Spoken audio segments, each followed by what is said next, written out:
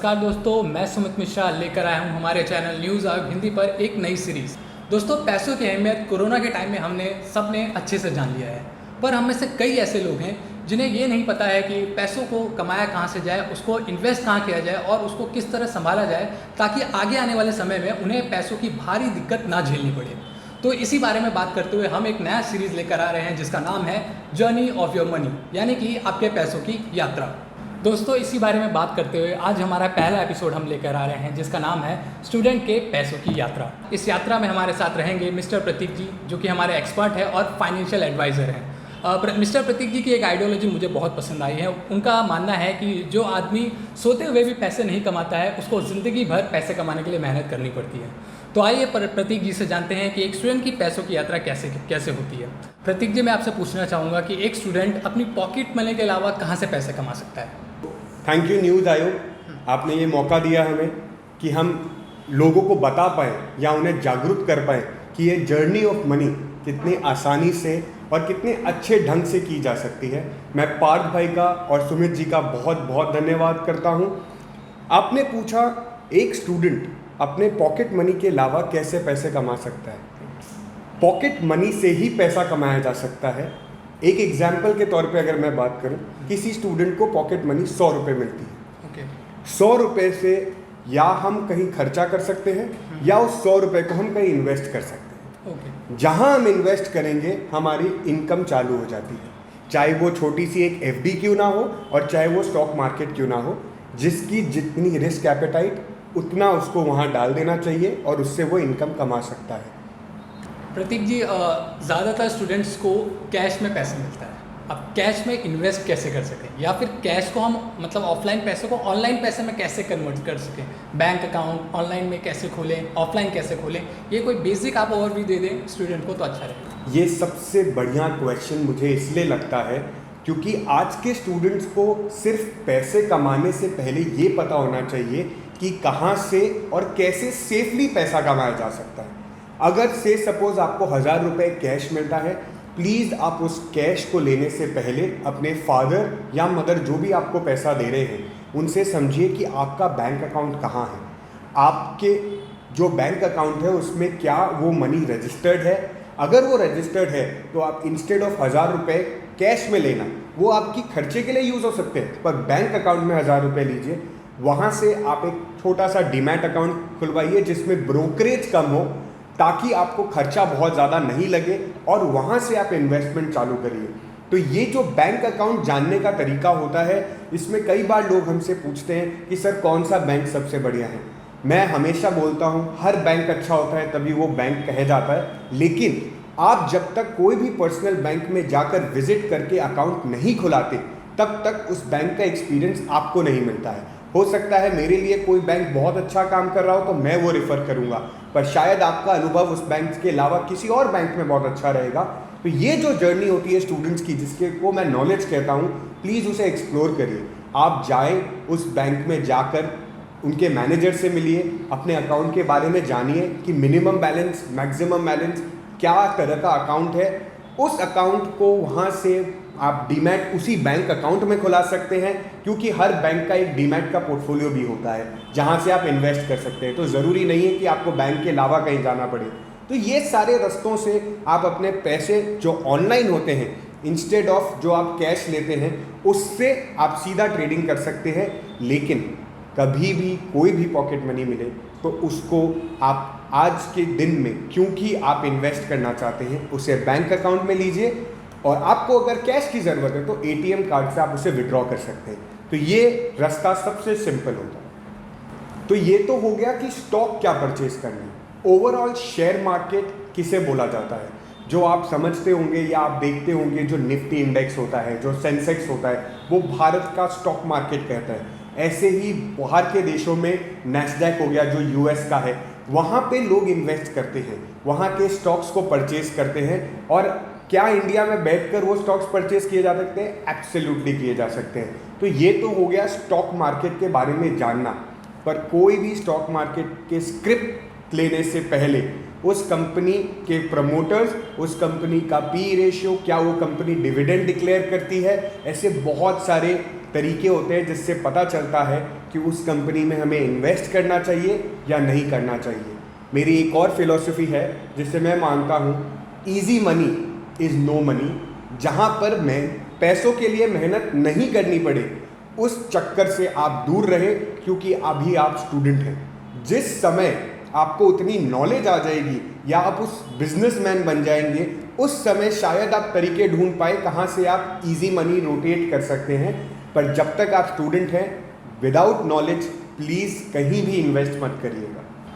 प्रतीक जी, हम इन्वेस्टमेंट की बात कर रहे हैं, तो एक स्टूडेंट इन्वेस्ट कैसे कर सकता है? मीन्स द मेथड और जो वे जो होता है, जो जरिया होता है, इन्वेस्ट कैसे कर सकता है स्टॉक मार्केट, कंपनी या किसी चीज़ में?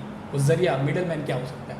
जिस जरिए की हम बात कर रहे हैं, चाहे वो डेट फंड हो, इक्विटी फंड हो, आपको जहाँ पर भी इन्वेस्ट करना है वहाँ पे आप इन्वेस्ट करने के लिए माध्यम आपका हमेशा, अगर आप इक्विटी मार्केट में जाना चाहते हैं तो डीमैट होता है, जो कोई भी ब्रोकर, जैसे एग्जाम्पल के तौर पे अगर मैंने आपको बताया, जैसे आपके बैंक, उनके खुद के एक पोर्टफोलियोज होते हैं जहाँ से आप इन्वेस्ट कर सकते हैं, या मार्केट में बहुत ऐसे ब्रोकर्स हैं जिनके साथ आप टाई अप करके अपना डीमैट अकाउंट खुला के इन्वेस्ट कर सकते हैं। सिमिलरली आप उसी के टाई अप से अपना म्यूचुअल फंड, डेट फंड, ये सब इन्वेस्टमेंट्स कर सकते हैं। एफडी के लिए जिस बैंक में आपका खाता है उसी बैंक के अलावा आप दूसरे बैंकों में भी एफडी कमा सकते हैं, जहाँ पर इंटरेस्ट रेट आपको ज़्यादा मिले। एक तौर पर कई बैंकों में एफडी के इंटरेस्ट रेट कम होते हैं, कई बैंकों में बहुत ज़्यादा होते हैं। तो आप इसकी नॉलेज कहीं से भी प्राप्त कर सकते हैं, चाहे वो गूगल ही क्यों ना हो, आप वहाँ से भी ढूंढ सकते हैं। पर अगेन, कहीं भी इन्वेस्ट करने से पहले उसका नॉलेज और उसकी स्टडी करके जाइएगा। लेकिन बहुत आसान है। अगर आपको शेयर मार्केट में करना है तो आपके डीमैट अकाउंट्स हैं, और आपको म्यूचुअल फंड में करना है तो आपके पास एक फंड प्लेटफॉर्म होता है जिससे आप वहाँ पे इन्वेस्ट कर सकते हैं। प्रतीक जी, आपने बात की शेयर मार्केट की। बहुत सारे यंगस्टर्स हैं जिन्हें वेग नॉलेज है शेयर मार्केट के बारे में, तो आप उनको शेयर मार्केट का एक ओवरव्यू, बेसिक ओवरव्यू बता दें तो अच्छा रहेगा। शेयर मार्केट के बारे में बताने से पहले मैं थोड़ा ये समझाना चाहूँगा कि प्लीज़ आप कोई भी मीडिया चैनल्स या कोई भी प्लेटफॉर्म को यूज़ ना करके वहाँ से नॉलेज लेके इन्वेस्ट मत करिएगा। थोड़ा सा उसके बारे में पढ़िए, थोड़ा सा न्यूज़पेपर पढ़िए, थोड़ा सा स्टॉक की टिप लीजिए, देखिए कौन फाउंडर्स हैं, कौन प्रमोटर्स हैं, कितने कंपनी पे लोन है, कितनी उनकी क्षमता है, और उस हिसाब से इन्वेस्टमेंट करें। अगर आज की बात करूं, सिंपल, अगर हम कोई भी शेयर लेते हैं तो शेयर मार्केट में बिना पढ़े अगर हमने शेयर ले लिया किसी के कहने से, तो रिस्क जो शायद 10-15% होता है वो 50% हो जाता है। तो प्लीज़ आप शेयर मार्केट में घुसने से पहले उस कंपनी के बारे में थोड़ा सा नॉलेज ले लें जिसमें आप इन्वेस्ट करना चाहते हैं। प्रतीक जी, इन्वेस्टमेंट की बात करते हुए मैं पूछना चाहूँगा, एक स्टूडेंट को सेफर साइड पर रहने के लिए, यानी कि रिस्क एकदम मिनिमल हो, तो वो कहाँ इन्वेस्ट कर सकता है?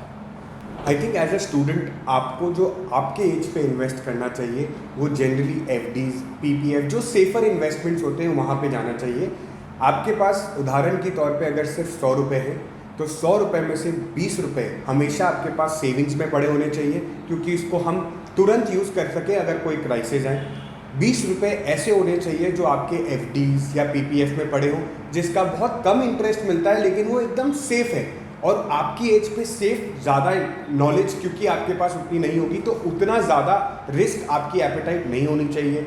फिर जो नेक्स्ट 20% है उसको आप म्यूचुअल फंड्स में डाल सकते हैं, क्योंकि म्यूचुअल फंड्स आप 10-15 साल 20 साल तक रखेंगे तो कहीं ना कहीं ऑन एन एवरेज आपको 10 से 12% शायद मिल सकता है।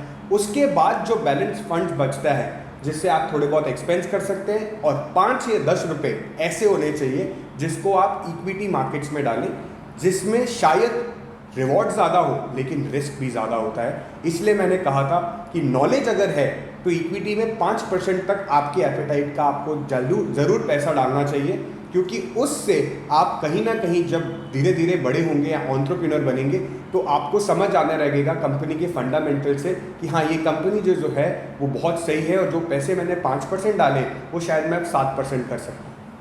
प्रतीक जी, स्टूडेंट्स का ज़्यादा टाइमिंग जो होता है कॉलेज, स्कूल, ट्यूशन, पढ़ाई, ये सब चीज़ों में चला जाता है, तो उनको वो अपने पैसे को, अपने मनी को मॉनिटर किस तरह करें?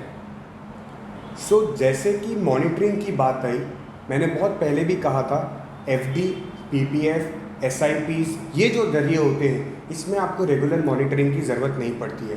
तो ये जो मेजर आपके फंड्स होते हैं जो इनको आप इन्वेस्ट करना चाहते हैं वो इन तौर पे हो सकते हैं। और रही इक्विटी की बात, उसके लिए मैं सिर्फ आपसे इतना ही रिक्वेस्ट करूँगा कि अगर आप आधा घंटा दिन का अगर जिस स्टॉक में आप पैसा डालना चाह रहे हैं नहीं दे सकते, या एक महीना आपने अगर ये टारगेट लिया है कि आपको इस महीने में 10 रुपये डालना है और आपके हिसाब से कंपनी ग्रो करेगी, तो उस कंपनी को पढ़ने के लिए अगर आपने आधा एक घंटा नहीं दिया रेगुलर इंटरवल्स में, तो कहीं ना कहीं आपके लिए दिक्कत आ सकती है।